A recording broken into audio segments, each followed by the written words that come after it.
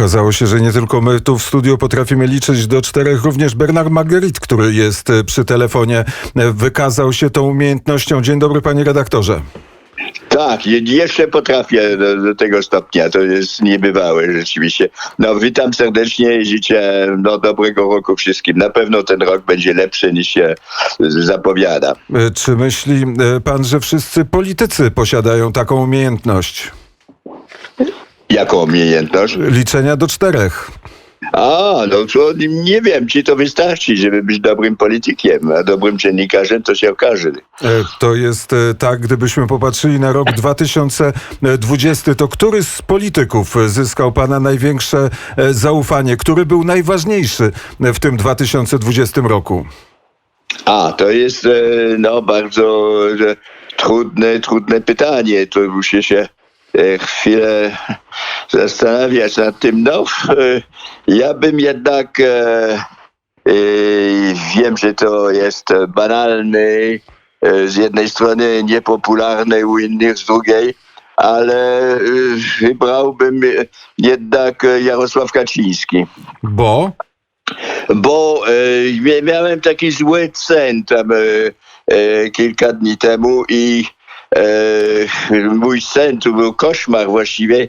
Wydawało mi się, że to pan Jarosław Kaczyński to też zniknął z tego świata.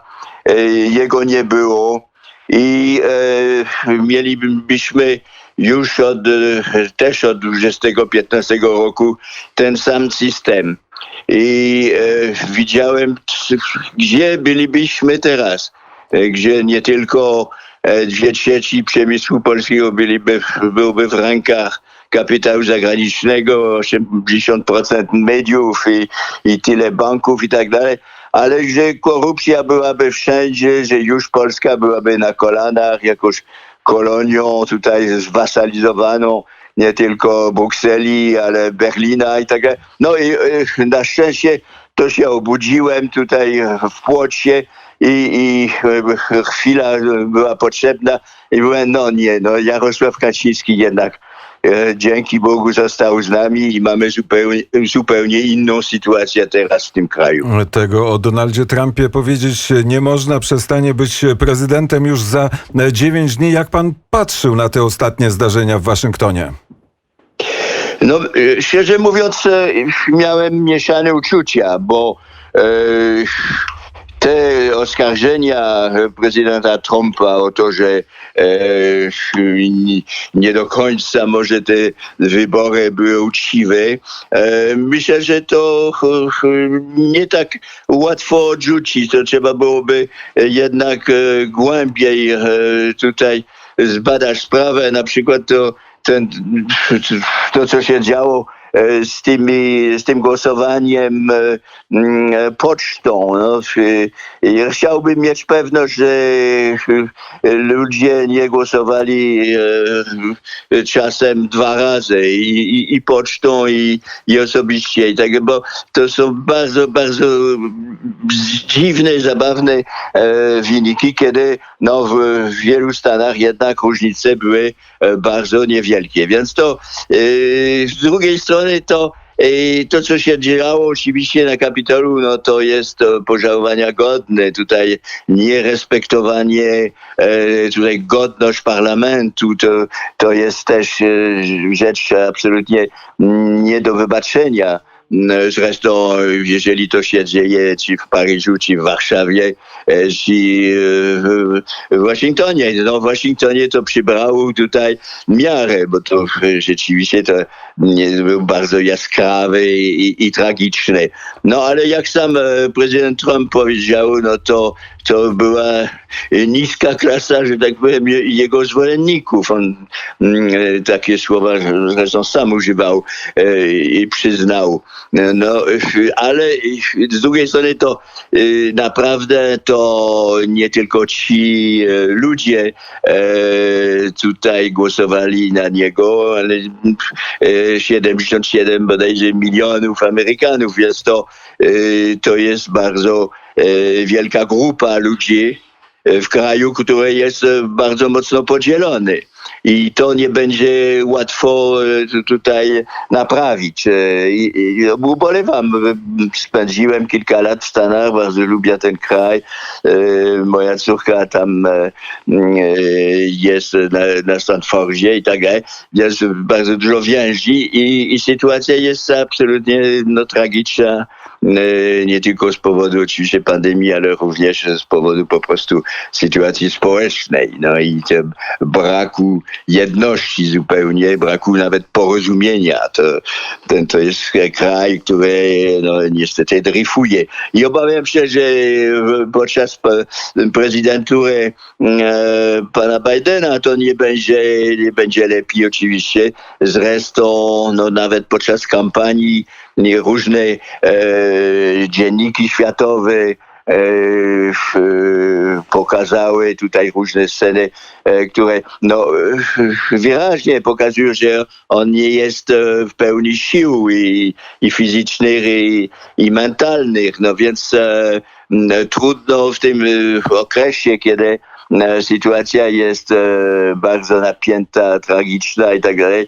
Myślę, że on podoła, więc jestem pełen obaw o sytuacji w Stanach. Bo jeżeli Stany Zjednoczone stają się krajem dryfującym, to razem ze Stanami dryfuje cały świat. No tak, i to my zresztą to też dryfujemy, to znaczy w Polsce akurat może jak najmniej, bo to ja twierdzam ciągle, że Polska jest ostatnią twierdzą tutaj w Europie i moralną i w ogóle respektowania godności człowieka, ale Francja niestety, moja matka, dryfuje od dłuższego czasu i to coraz bardziej dryfuje, to widzimy tutaj nawet w sposobie walki tutaj z pandemią, który jest potworny bałagan. Pan Macron przemawia co jakiś czas bardzo regularnie i tam peroruje, a potem to nic się nie dzieje. Raz trzeba nosić maski, a potem to już nie trzeba, albo odwrotnie, nie można się mieć testy, teraz prawie znowu szczepień, to my jesteśmy do tyłu zupełnie, to co kilkadziesiąt z bólem tam ludzi zaszczepionych, kiedy w Polsce już jest kilkaset tysięcy, i tak dalej, więc to z drugiej strony to jest czas, wydaje mi się, wielkich przemyśleń. Ludzie przeżywają ten okres i to daje im nie tylko okazję, ale potrzebę do przemyślania sensu życia, jak żyją, co robią i tak dalej. I widzimy konsekwencje we Francji też. Ludzie uciekają z miast, idą zamieszkać gdzieś na wsi z powrotem, zależy pewną autentyczność, solidarność między innymi jest dużo większa. Oni zaczęli rozumieć, że pieniądz to nie wszystko i tak dalej, więc to ta dramatyczna sytuacja ma tutaj pozytywne też skutki.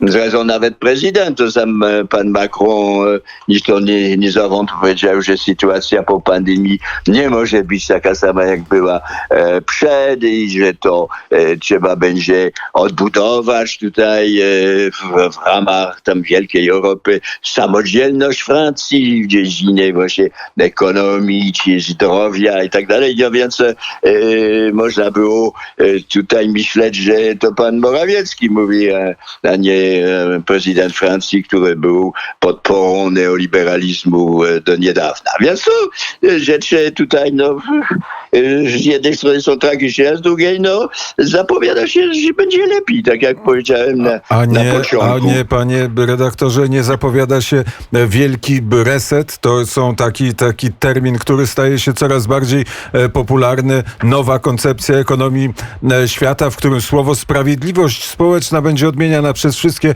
przypadki, tylko ta sprawiedliwość to nie będzie taka sprawiedliwość, jaką sobie wyobrażamy. No, ja myślę, że tutaj to nie może być, bo kryzys ekonomiczny jest i będzie o wiele głębszy niż wydajemy sobie sprawę teraz.